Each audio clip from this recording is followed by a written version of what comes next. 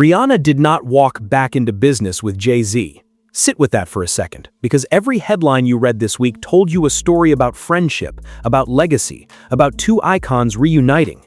That is the fairy tale. What is actually on the table right now, if the reports are accurate, is the single most valuable asset Rihanna has ever built. Her stake in Fenty Beauty, being circled by a man whose own business partners, ex-protégés, and a growing list of former associates have spent years describing what happens after you sign your name next to his. And the part nobody wants to say out loud? The last artist who got into a paperwork war with Jay-Z over ownership was Prince, and Prince was cremated before the ink was dry on the fight. I am not saying anything happened. I am saying the pattern has a pulse, and today we are putting the whole thing under a light. A billionaire who escaped her old contract, a house full of children that got shot at weeks ago, a pastor who just sold a piece of the pulpit to Roc Nation, and a money trail that the streets say does not add up. Y'all better come sit down for this one, because by the end of this video, you are going to understand why Rihanna's name, Rihanna's money, and Rihanna's silence are suddenly the most important real estate in the music business. Welcome back to the channel. If you are new here, hit that subscribe button, because we do not do surface level over here. And to my day ones, my comment section detectives, I appreciate you. You already know how we do. Quick housekeeping, because it matters. Everything in this video is alleged. Everything is reported information, public filings, and street commentary. And this is all for entertainment and educational purposes only. We are analyzing the game. We are not accusing any human being of any crime. Now let's get into it. So here's where we start. Reports surfaced that MarcyPen Capital Partners, the venture firm Jay-Z co-founded, Jay-Z's money machine, has emerged as the leading contender to buy out LVMH's stake in Fenty Beauty. That's LVMH, the Louis Vuitton Moet Hennessy empire, the luxury conglomerate that partnered with Rihanna back in 2019 to build Fenty Beauty into what is now a multi-billion-dollar machine. We are talking about a stake reportedly valued somewhere between $450 and $600 million. Not pocket change, not a handshake deal. This is generational money moving between generational names. Now, on paper, that headline sounds like a celebration. Two of the most powerful black business figures in entertainment history, Rihanna and Jay-Z, linked up again, this time in the beauty space. The blogs ate it up, the fan pages ate it up, but I need you to stop chewing for a second and think about what this actually means. Because let's roll the tape back. In 2005, a teenage Rihanna, Robin Rihanna Fenty, a girl from Barbados, walked into a room and signed with Def Jam, and the man sitting behind that desk was Jay-Z. She was a minor in a grown people's business, and for years the story was that Jay-Z discovered Rihanna, Jay-Z built Rihanna, Jay-Z owned a piece of everything Rihanna touched. And then something remarkable happened. Rihanna got out. Not only did she get out, she walked away owning her masters. Do you understand how rare that is? Owning your masters at her age with her catalog is the holy grail of this industry. Artists twice her age die fighting for that. And when she secured that freedom, a lot of us looked at each other and said the quiet part. What does Rihanna know that made the door open that easy? You do not just stroll out of a contract with a man like Jay-Z holding the keys to your entire life's work unless somebody somewhere decided it was cheaper to let Rihanna go than to keep Rihanna. That's not an accusation, that's arithmetic. So fast forward, Rihanna builds Fenty Beauty into an empire. Rihanna becomes a billionaire, not from music, from ownership. Savage x Fenty, Fenty Skin, the whole Fenty universe. She did what every artist dreams about. She stopped being the product and became the platform. And she did it with LVMH's money and LVMH's infrastructure, not Roc Nation's. For nearly a decade, Rihanna's business life had nothing to do with Jay-Z, and the streets noticed. The streets always notice. Now here's where the timeline gets heavy, because just weeks before these Fenty reports surfaced, something terrifying happened. Shots were fired at Rihanna's home, her home, where her babies sleep. Police arrested a 35-year-old out of Florida, booked on suspicion of attempted murder, bail set at over $10 million. $10 million. That tells you how seriously the court took it. And while the official story says one suspect, the streets have been whispering that she may not have been acting alone. I cannot confirm that. Nobody outside that investigation can. But I will tell you this. A woman with Rihanna's security, Rihanna's gates, Rihanna's cameras still had bullets hit her property. Let that sit in your spirit. And then, almost on cue, the business headlines flipped. Suddenly, Rihanna and Jay-Z are in talks. Suddenly, Jay-Z's firm wants a seat at Rihanna's table. And I want to ask the question that nobody on the entertainment shows will ask. Is this a partnership or is this protection? Is Rihanna choosing this deal or is Rihanna choosing peace? I want to be careful here, so let me say it plainly. I don't know. Nobody outside that room knows, but I know patterns, and this pattern is loud. Think about what Rihanna gains from this deal. Go ahead, I'll wait. She's already a billionaire. She already owns her masters. She already has LVMH's infrastructure, global distribution, a fan base that moves product like a religion. What exactly does Jay-Z bring to Rihanna's table that Rihanna doesn't already own? Nothing. Nothing except proximity, except a name, except the kind of relationship that historically you don't decline twice. Now, flip it. What does Jay-Z gain? Everything. A stake in the hottest beauty brand of the decade. His name stapled to Rihanna's billion-dollar halo at the exact moment his own brand is taking body blows. Because let's not play dumb. Jay-Z's public stock is not what it was. The Diddy fallout put every man in Diddy's old circle under a microscope, and Jay-Z was front row in that circle for 20 years. There's been lawsuit noise, reputation bleeding, and street chatter about money moves that don't make sense. Whispers about loans Jay-Z allegedly couldn't secure, about liquidity questions, about why a so-called billionaire suddenly needed to shuffle assets. Now, I can't verify a man's bank account from my desk, and I won't pretend to, but I can read a timeline, and this timeline says Jay-Z needs a win. Jay-Z needs a clean, untouchable, beloved billion-dollar win, and there is exactly one name in the culture that provides all of that at once: Rihanna. So ask yourself, who needs who here? Because it is not symmetrical. It is not even close. And this is where I have to bring up the name nobody wants to say in the same sentence as Jay-Z's business dealings: Prince. In 2016, Prince died, and almost immediately a brutal war erupted over his catalog, and Jay-Z was in that fight, in court, across from his Prince-owned family, battling over streaming rights for Tidal. To this day, people in this industry will tell you off the record that when you get into a contract dispute with certain power players, the dispute doesn't always end in a courtroom. That's the rumor. That's been the rumor for years. Prince fought for his masters his whole career, warned every young artist who would listen. He literally told them, don't sign. And the moment his catalog became the most valuable, unprotected asset in music, he was gone. Make of that what you will. I'm just putting it on the table, because Rihanna's catalog, Rihanna's Fenty stake, and Rihanna's brand are the most valuable assets in the culture right now, and the man circling them has a documented history of showing up where the money is right before the money changes hands. Hold that thought, because Jay-Z didn't just make one move this month, he made two, and the second one is the one that should chill you. Roc Nation, Jay-Z's Roc Nation, just signed a distribution deal with Bishop Marvin Sapp.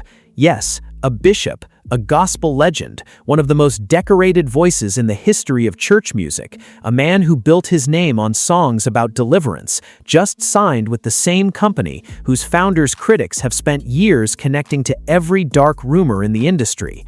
Sapp's new album is called Restoration, his 17th project. His first single drops soon, the album lands this fall, and the distribution muscle behind it is Roc Nation, reportedly the platform's first full gospel release. Now, let me ask you something, and I want you to really sit with it. What does a bishop get from Jay-Z that God couldn't give him? Gospel music has its own labels, its own infrastructure, its own distribution channels that have worked for 50 years. Marvin Sapp did not need Jay-Z to reach a church audience. Marvin Sapp is the church audience. So what is this deal actually about? Because from where I'm sitting, it's not about music. It's about laundering a reputation. Think about the timing. Jay-Z's name is tangled in the ugliest season the industry has ever seen. The Diddy trial turned every old photo, every old party, every old partnership into evidence in the court of public opinion. And what do you do when the culture starts calling you demonic? You go buy yourself a bishop. You put a man of God on your roster, and you let the headlines do the work. Roc Nation goes gospel. Jay-Z partners with Bishop Marvin Sapp. It's a baptism by press release. And Marvin Sapp, a man entrusted with a congregation, with souls, just volunteered to be the water. And here's the detail that made my stomach turn. Photos have been circulating of Marvin Sapp moving through rooms with Diddy's old circle, old friends, old associates, the same ecosystem. Now, pictures aren't proof, I will always say that, but birds don't accidentally flock. The streets have a saying, show me your circle and I'll show you your future. Marvin Sapp's circle is starting to look a whole lot like the same circle that half the industry is currently lawyering up over. And so now we have two signings, weeks apart, Rihanna's Fenty stake being courted by Jay-Z's money and Marvin Sapp's gospel catalog being distributed by Jay-Z's company, a billionaire and a bishop, the two most trusted figures in their respective worlds, both walking, voluntarily or otherwise, toward the same man at the same moment while that man is fighting for his public life. You tell me that's a coincidence. Go ahead, tell me. Now, let me talk about Rihanna specifically, because this is the part that genuinely worries me, and I mean that without a drop of performance.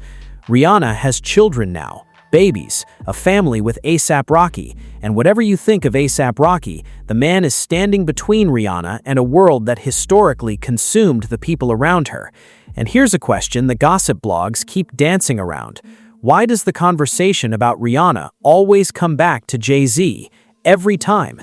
When rumors flare up about their past, and you remember the rumors, the old publicist tweets, the whispers about what really happened when a teenage Rihanna signed her first deal, suddenly there's a business headline, suddenly there's proximity, suddenly there's a deal. Some people in the commentariat have been saying for years that Jay-Z has a pattern. Whenever a woman from his past starts trending for the wrong reasons, a business relationship materializes. Free from 106 and Park popped back up. Foxy Brown popped back up. And every time the noise died right on schedule. Now, is that management? Is that loyalty? Or is that something colder? A man making sure the people who know things stay inside the tent? I don't have that answer, but I notice Rihanna never gave that tell-all interview. I notice Rihanna's story about her early years stays very carefully told. And I notice that every time the ground shifts under Jay-Z, Rihanna's name somehow ends up in a contract conversation. And about that shooting, let me be very precise, because precision matters here. The police have a suspect. The courts will handle it. I am not, repeat, not, connecting that woman to anyone in this story, because there is zero public evidence of any connection, and making one up would be reckless. But I am allowed to notice sequence. I am allowed to notice that a woman who spent years building a wall between herself and her old boss had her home violated, and then within weeks, the wall came down. Fear changes the math on everything. If you were Rihanna, a mother, a billionaire, a woman who watched this industry swallow artists whole, and something happened that reminded you how exposed you are, what would you do? Maybe you'd take the meeting. Maybe you'd sign the paper. Maybe peace with the devil you know starts looking cheaper than war with the one you don't. That is not an accusation. That is human nature. And if that's what happened, then Rihanna isn't stupid. Rihanna is scared. And a scared Rihanna making billion-dollar decisions is exactly the scenario that should have every person who loves her paying attention.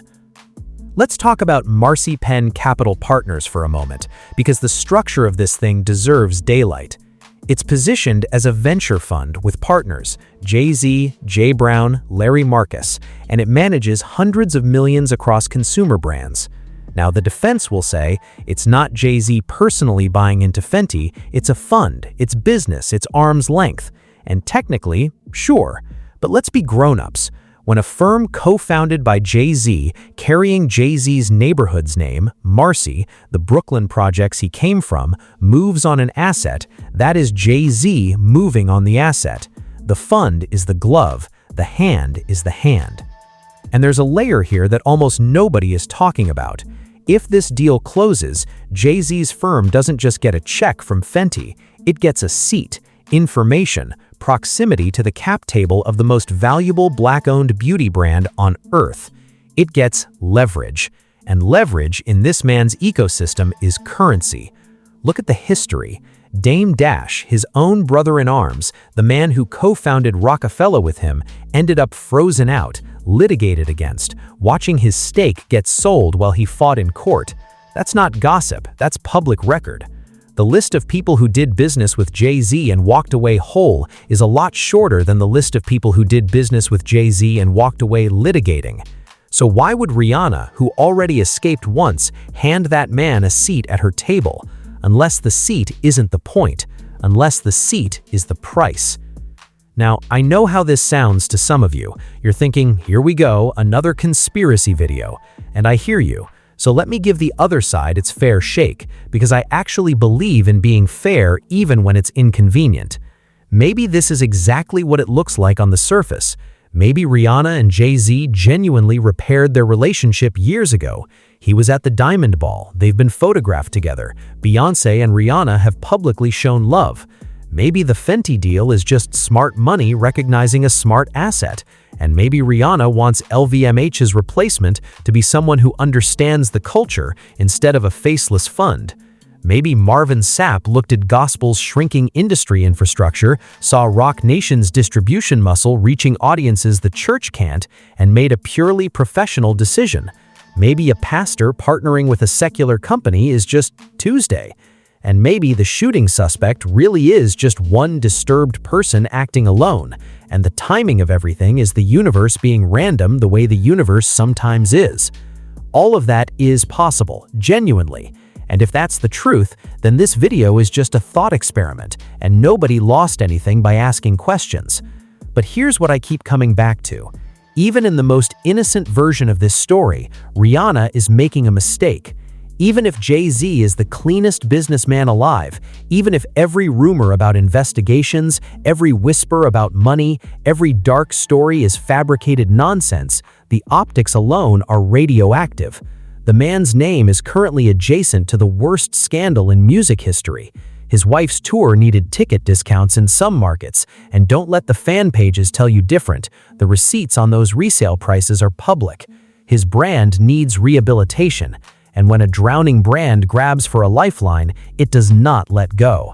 Rihanna is the lifeline, the most beloved, most trusted, most commercially bulletproof name of her generation. And if she lets Jay-Z's money into Fenty, then every future headline about Jay-Z, every lawsuit, every rumor, every revelation, true or false, lands on Fenty's doorstep too. That's not partnership, that's exposure. Rihanna doesn't need Jay-Z's money. Rihanna's Fenty stake could be bought out by a dozen funds with zero baggage. She could raise that money herself. So the question isn't why the deal is happening. The question is why it's happening with him. And I have not heard one convincing answer that is either naive or frightening. And Marvin Sapp, Bishop, let me speak to you directly for a second because somebody in your congregation won't. You have spent 40 years telling people what a man's soul is worth. You sang never would have made it to people at their lowest, and now your name is on a press release next to a company whose founder's name trends every other week next to words I cannot say on this platform. Maybe the money is good, maybe the reach is real, but restoration is an interesting title for a deal like this, Bishop. What exactly is being restored? Gospel music or somebody's image? Because from the outside, it looks like your anointing is being rented by the hour, and the congregation deserves to know the rate. Now, I want to zoom all the way out because there's a meta story here that's bigger than Rihanna, bigger than Jay-Z, bigger than one gospel album. This is how the machine works in 2026. When the culture's most powerful figures face accountability, real or perceived, they don't respond with silence anymore. They respond with acquisitions. They buy proximity to innocence, a children's hospital wing, a gospel partnership, a stake in the most beloved woman's company. Each move is a deposit in a reputation bank, and each deposit is designed to make the next accusation harder to believe. He can't be that bad. Look who works with him. Look who trusts him. Look, a bishop signed with him. Look, Rihanna took his money. That's the play. It has always been the play. And the only way it works is if the Rihannas of the world keep saying yes. Which brings me back to the question I opened with. Did Rihanna walk back in, or was Rihanna walked back in? Because a woman doesn't get her masters back from this machine, build a billion-dollar wall between herself and it, survive a shooting at her front door, and then hand the machine a key. Not unless something about the math changed. And whatever changed it, we may never see it. That's the thing about deals like this. The paperwork is private, the pressure is invisible, and the truth only surfaces years later, usually in somebody else's deposition. So here's where I land, and then I want to hear from you. Rihanna is, in my opinion, the savviest businesswoman music has ever produced. She saw around corners her whole career. So if Rihanna is taking this deal, one of two things is true. Either she knows something about it that makes it safe, or she knows something about everything else that makes it necessary. Neither option lets me sleep easy. And to Marvin Sapp, the gospel will survive without Roc Nation. It survived slavery, it survived segregation, it survived televangelists in tailored suits. It will survive. The question is whether your reputation survives this partnership, because the congregation is watching, and so is everybody else. Now it's your turn, because I genuinely want to know where y'all land on this. 3 questions for the comments. 1. If you were Rihanna, fresh off a security scare at your own home, would you take Jay-Z's money into your billion-dollar company, or is the price of peace too high? 2. Does a Bishop belong on the Roc Nation roster, or did Marvin Sapp just sell something that money is supposed to be unable to buy? And 3, the big one, do you believe the timing of all this is coincidence, or do you think Rihanna got squeezed back to the table? Comment your honest take, respectfully, because the last time we had this conversation, the comments were smarter than half the blogs. Like the video if it made you think, share it with somebody who only reads the headlines, and subscribe if you haven't, because part 2 of this story is coming. There's a whole layer about what happens to artists' catalogs after the contracts get signed that I could not fit into this video, and trust me, you are going to want to hear it. Until then, protect your peace, read the paperwork before you sign anything, and remember, in this business, the most dangerous sentence in the English language is, "We're like family." I'll talk to y'all soon.